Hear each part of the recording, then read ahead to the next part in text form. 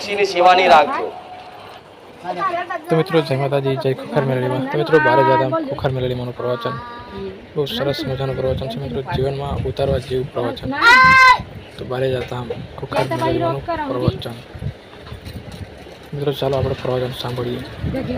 તમે મારા ધામમાં મોબાઈલમાં જોયું હશે, બાર બોર્ડમાં વાંચ્યું હશે અને મારા મુખેથી સાંભળ્યું હશે અને મારા સેવકોના મુખેથી સાંભળ્યું હશે કે ભાઈ માનતા કઈ રીતે રાખવી, હું કઈ રીતે કામ કરું છું એ આ તમને જણાવું, જેથી તમારો ભરોસો હજુ અને મારા પ્રત્યે વધે અને મારી જે કરે છે ને અમારા માટે એ લાભદાયક જ છે, એ મંગલ જ છે, એ અમંગલ ક્યારેય નહીં થાય, વિશ્વાસ રાખજો। તો મિત્રો માનતા કેવી રીતે રાખવી એ પણ માતાજીએ કીધું, હમણાં તમે સાંભળો। કોઈ ચાલશે પણ મારા ધામમાં આવો છો ને 11 રોટલી 21 રોટલી કે 51 રોટલી તમારી યથાશક્તિ પ્રમાણની રોટલી બનાવી અને ગાયોને ખવડાવી દેજો। ઘાસ સારો નાખો તોય, રોટલી ખવડાવો તોય, કીડીનું કીડિયારું પૂરો, કૂતરાના દૂધ બિસ્કીટ ખવડાવો અને ચકલાને ચણ નાખો અને જે બી પશુ પક્ષી દેખ, જરૂરી નહીં કબૂતર, ગમે તે કાબરો હોય, પોપટ હોય, જે બી જીવ હોય, જોવા દેખાય ને તો હશે ને દિલથી કોઈ ઈચ્છા રાખ્યા વગર 5 રૂપિયાની પૂનદાન કરી દેજો, હું મેરડી રાજી રહીશ। મારી તું પૂનદાન કરવાનું કેમ કે છે? આવું એ મારી તમે મારી ધામમાં આવનારા ભક્તોને પૂનદાન કરવાનું કેમ કહો છો? આવું હું તમને જાહેરમાં કહી દઉં કે તમે દુઃખી છો એનું કારણ પાપ કર્મ, એટલે અમે આગળ જતા તમે સુખી થાવ એના માટે હું મેરડી પુણ્ય કરાવું છું। કેવું અત્યારે દુઃખી છો એનું કારણ શું છે? તમારું કોઈ કરેલું ખોટું કર્મ હશે, આ જન્મનું નહીં હોય તો આવતા જન્મનું જન્મનું હશે। આ વાત માની લો હો, ભલે વાત ખોટી લાગે તો જુઠ્ઠું કે, પણ હું મેરડી એવું કહું છું, મારા ભગવાનની સાક્ષીએ કહું છું આ વાત કે પીડા કર્મોની જ હોય છે, નિમિત્ત ગમે તે બને, પણ આ વાત સ્વીકાર દે ને તો મારા ભગવાનના શરણમાં તમને લઈ જાઉં અને સુખ કાયમ માટે આપી દઉં। હું તમને પુણ્ય એટલે કરાવું છું કે આગળ જતા તમે સુખી થાવ। તો આજે તમે બીજ રોપ્યું છે તો ઝાડ થતા થોડી વાર લાગશે ને, તો આજે જે પુણ્યદાન કરો છો ને, જે ગાયને રોટલી ખવડાવો છો ને, દીકરાઓ ચિંતા ના કરતા 6 મહિના પછી હિસાબ જોજો। દીકરીઓ ને કહીશ એ વિશ્વાસ રાખજો, 6 મહિના પછી આનું ફળ જોજો તમે। એટલે હું માતા પુણ્ય કરાવું છું કે અત્યારે પુણ્ય કરાવીશ ને તો એના જમા થશે, જેમ બેલેન્સ જમા થાય એ પૂન જમા થશે, એ પૂન જમા થશે ને તો તમે ઈચ્છા કરશો કે નહીં કરો, જે મળવાનું છે કે કર્મ તમે કરો છો અને ભગવાનને આલવાનો અધિકાર ભગવાનનો છે। તો તમે પુણ્ય કરો છો ને, કોઈ ના જોતું હોય, કોઈ બતાડો ના બતાડો, પણ તમે જોડતા હોય મારો ભગવાન નો મેરડી જોડતી હોય, એક રોટલીનો હિસાબ કરીશ, એક કીડી એક કદાચ તમારા નોમનો એક દોણો ખાતો હશે ને, એક લોટનો કટકો ખાધો હશે ને, તો એનો હિસાબ કરીશ, વિશ્વાસ રાખજો। પૂનદાન તો હું કરાવું છું આગળ જતા તમે સુખી થાવ એના માટે, બરોબર? તો તમને એવું મનમાં હોય કે અમે પાપ બહુ કર્યા છે તો મારી હોમે પૂન કરીએ તો પાપ ધોવાઈ જાય તો ના ધોવાય। હું શું કહું છું, મારી ધ્યાન પૂર્વક મારી આ વાતને અંતરાત્મા ઉતારો, જો સુખી થવું હોય તો કાયમ માટે। આ મારી વાતને જેમ તેમ કાઢતા નહીં। દુનિયા ભલે વિચારે કે શું બોલ કરે છે, પણ દીકરાઓ વિશ્વાસ રાખો, મારો ભગવાન મને માતાને બોલાડે છે। અમુક વાતો મારે નથી કહેવાતી, છતાંય મને ચાલતું નહીં કે લાય આજ મારા ભક્તોને રહસ્ય બતાવી દઉં કે કેમનું સુખી થવાય। તમને એવું હોય કે પુણ્યદાન કરવાથી અમે જે પાપ કર્યા છે એ નષ્ટ થઈ જાય, તો ના, પુણ્યદાન કરવાથી પુણ્યની વૃદ્ધિ થાય, પુણ્યની તો વૃદ્ધિ થાય, પણ એનાથી પાપ નષ્ટ થતા નથી। તો ખાલી તમે પુણ્ય જ કરો, ખાલી તમે પુણ્ય જ કરો, એનું ફળ સ્વરૂપ સુખ તો આવે, પણ જે પાપ કર્યું છે એના ફળ સ્વરૂપ દુઃખ તો ભોગવવું જ પડે। તો કઈક લોકોને એવું હોય છે, જોજો સમાજમાં બધી જગ્યાએ જોયું હશે કે માણસ પૈસાથી તો બહુ સુખી છે પણ શરીરથી સુખી નથી। જોયું ને આવું? જીવનમાં અનુભવ કર્યો ને? પૈસાથી તો ખૂબ સુખી છે, કરોડો અજોપતિ છે, પણ શરીરથી સુખી એનું કારણ શું? એ પૈસા છે એનું કારણ એના કંઈક ને કંઈક પૂર્વના પુણ્ય કરેલા હશે ને, એ પુણ્યના ફળ સ્વરૂપ એના પૈસા તો જીવનમાં આયા, સંપત્તિ તો આવી, પણ એને જે પાપ કર્યા એના ફળ સ્વરૂપ શરીરમાં રોગય વેઠવો પડે છે ને. કોઈ એક્સિડન્ટ ઘટના તે થાય છે ને, તો આ પાપ પુણ્યનું કદાચ જે બેલેન્સ થી જે જીવન ચાલતું હોય ને એ રીતે તમારી ગાડી ચાલતી હોય તો હું માતા એવું કહીશ કે પુણ્યદાન તો કરાવું છું એ આગળના સુખ માટે, બરોબર? અને રામ નામ કેમ આલું છું ખબર છે તમને? કોઈ પુણ્ય કરવાથી પાપ નષ્ટ નહીં થાય, પણ એક વખત રામનું નામ લેવાથી લાખો કરોડો પાપમાં આગ લાગી જાય. જેવું એક વખત રામ બોલવાથી અસંખ્ય પાપ દિવાસરી વાગી જાય. આ સત્ય છે. કલિયુગ કેવલ નામ આધારા. આ કલિયુગમાં ભગવાનનું નામ જ તમારો ઉદ્ધાર કરી શકશે. કેમ કે પેલા જેવા તપ ધ્યાન નહીં કરી શકતું કોઈ, પેલા જેવા હવન યજ્ઞ નહીં કરી શકતું કોઈ.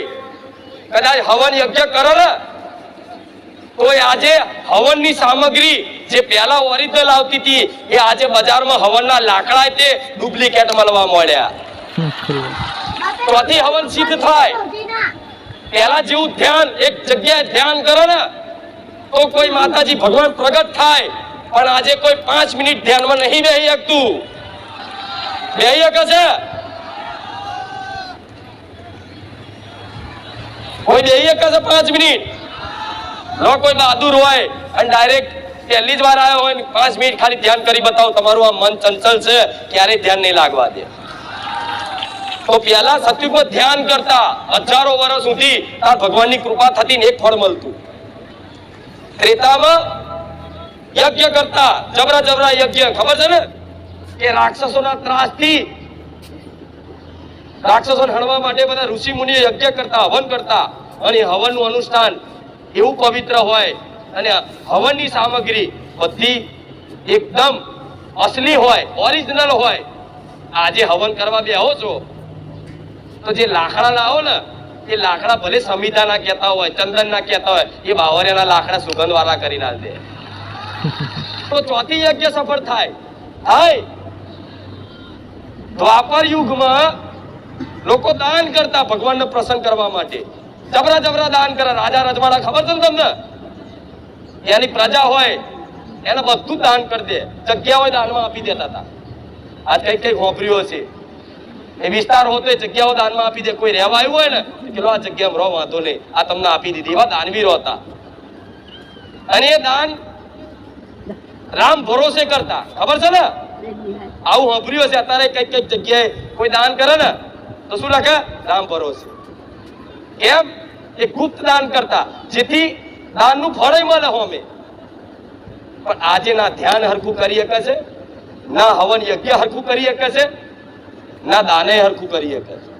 અને દાન કરીને તે હો જગ્યાએ તો ઢોલ વગાડે. એક નવેનો પંખો અહીં જો મંદિરમાં આલ્યો હોય ને તો ઉપર પંખા પર નામ લખેલું હોય કે ફલાણા ભાઈ તરફથી ભેટ. અને પંખામાં આ શું ખોટું? કઈક કશુંક લાયા હોય ને ઓળ વાગી જાય, ફલાણા ભાઈ તરફથી ભેટ. આ નોમના લેવામાં દાને ફરતા નહીં. આ સત્ય છે કે નહીં? તો જ્યારે કળિયુગની શરૂઆત થઈ ને ત્યારે બધા દેવી દેવતા, ઋષિ મુનિઓ, જે મહાત્માઓ છે, બધા વિચાર કરતા કે કળિયુગ આવશે, આ કળિયુગમાં તો ના હરખું તપ કરી શકશે આવા મનુષ્યો, ના હરખું યજ્ઞ હવન કરી શકશે, ના હરખા દાન કરી શકશે. અને દાન કરવું હશે છતાંય તે અંદરથી ઈચ્છા નહીં થાય. આજે દરેક પોતાનું જ કરવા બેઠા છે. ચોક કોઈ બાજુ વાળો શું કરે? કોને પડી છે? ઓગણે આયેલું કૂતરું કોને પડી છે? ઓગણે આયેલી ગાયને રોટલી ખવડાવવાની જગ્યાએ દંડો મારી નહારતા આજના કળિયુગના માણસો. એમનો ઉદ્ધાર જમનો થશે, દરેકને આવી ચિંતાઓ થતી. તારે નારદજી બ્રહ્માજી જોડે ગયા હતા. નારદજી બ્રહ્માજી નારદજી જોડો છો ને, નારાયણ નારાયણ બધે સંદેશો પહોંચાડવા જાય, ભગવાનની કોઈ વાત કરવા જાય, ખબર છે ને? હા, મતલબ સંદેશો પહોંચાડવાનું કામ નારદ મુનિનું હતું. તો નારદજી બ્રહ્માજી જોડે જ્યાં કે હે બ્રહ્મા, તમે આ સૃષ્ટિની રચના કરી છે, અને રચના તો કરી છે, પણ આવા કળિયુગનો સમય ગાળામાં આ માણસોનો ઉદ્ધાર ન થશે. લોકો દાડે દાડે દાડે દાડે પાપ મૃત્યુ કરતા જાય છે, પાપ જ દુખતા જાય છે. તો દુઃખી થશે તો અમનો ઉદ્ધાર સમનો થશે. ના હરખું ધ્યાન કરી શકશે, ના યજ્ઞ કરી શકશે, ના હરખું હવન કરી શકશે, ના આને કરી શકશે. તારે બ્રહ્માજી એવું કીધું હતું કે આ કળિયુગમાં જો ભગવાનનું નામ એક વખતે લઈ જશે ને, એને મારા રોમની કૃપા પડી જશે. વિશ્વાસ રાખો દીકરાઓ, આધ્યાત્મિક વાત છે. આ જેમ તેમ સમજતા નહીં આ વાત ને. આ વાત સાધુ સંતો કરે. એવી હું માતા મારા ભક્તોને હાથ ફેરીને સમજાવું છું, દીકરાઓ વિશ્વાસ કરી લો. તમારે જેટલું ભજન ભક્તિ હશે ને જીવનમાં, એટલા તમે સુખી થવાના હશો. નકર હું તો રોજ કહું છું અને દર રવિવાર બોલતી રહીશ કે મારી વાત તમને ગળે ના ઉતરતી હોય તો બે હાથ જોડીને કહું છું કે ખોટો સમય અને ખોટા ભાડા મારા ધોમ પાછળ ના બગાડતા. આ જાહેરમાં બોલવા વાળી એક જ છે, સોલંકી પેઢીની ખુખાર મેલડી. એનું કારણ શું છે? મારા દીકરાને જેમ મળી ને, અને મારા દીકરાને જે જ્ઞાન આલી, સમજણ આલી, ભક્તિ આલી ને, એ દરેક દીકરાઓને મારા આલવી છે. કશું જ ના થાય તમારથી. મોનું છું, તમે મોનું કાઢો છો ને. ભક્તિ જ કરવી પણ ભક્તિ નહીં થતી. પુંદાને કરવું છે પણ સમય નહીં, કોઈ ક્યાં પૈસા નહીં. બધા બોના આજના કળિયુગના તારા માથાના મોનવી, એના બોના એવા કરવું બધું છે, પણ હારું સમય નહીં મળતો, મન નહીં લાગતું, આ નહીં થતું. તમારી આત્મા કરવાની તો ઈચ્છા કરે છે, ભક્તિ પુંદાન બધું, પણ કરી નહીં શકતા. કરી શકો છો. એનું કારણ શું છે? ખાસ કારણ, મુખ્ય કારણ એક જ છે કે તમે કોઈ પણ વસ્તુ, પૂજા પાઠ, હવન કે ગમે તે કરતા હોય, અનુષ્ઠાન કરતા હોય, માતાજીની ઉપાસના કરતા હોય, એના ફળ સ્વરૂપ તમે કઈક અંદરથી માંગણી ચાહો છો ને, એટલે ફળ નહીં મળતું. પણ હું માતા એવું કહું છું, તમે જે અનુષ્ઠાન કરો એનું ફળ તો મળે, પણ આનાથી કાયમ માટે કોઈ માંગણી ના રહે એવું સુખ જોતું હોય ને, તો આજે માતાઓ જોડે, ભગવાન જોડે, પોતાની કુળદેવી જોડે માગણી કરવાનું બંધ કરી દેજો. ખાલી એની ભક્તિ કરો, અને હું કહું એમ પુંદાન કરો, અને હું કહું એમ રામનું નામ ભજી લો, અને વર્ષ પછી મળજો મન. 1 વર્ષનો ટાઈમ આલું છું દરેકને, 1 વર્ષનો ટાઈમ આલું છું. આ વાત પકડી હકાતી તો પડી લેજો. આવતા વર્ષે મને મળજો. જા, મારો દરબાર ખુલ્લો છે. આ મારી વાત મની, અને જો કોઈ સ્વીકારી અને મેં જે કીધું એ ચાલુ કરે, અને આવતા વર્ષે કોઈ ફળ ના દેખાય ને, એ જાહેરમાં આવી અને તમે જે કર્યું એનો પુરાવો આલી અને મને માતાને કહેજો કે માં અમે દુખી થઈ ગયા, અમે બરબાદ થઈ ગયા કરવામાં, તો હું મેરડી જાહેરમાં બોલું છું, હું ગાદી બંધ કરી દઈશ.